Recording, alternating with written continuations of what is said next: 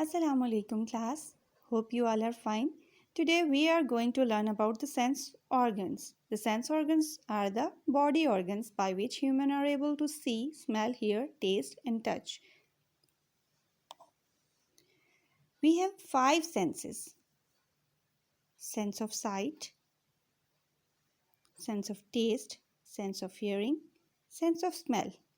These 4 senses are found on the face and the fifth one is the sense of touch, which are found all over the body.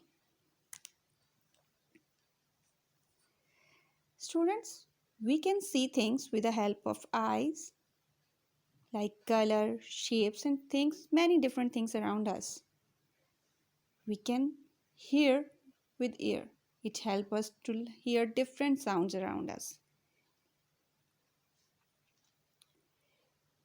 We smell through our nose. A smell of different things, good or bad, like food, flowers, medicine, garbage.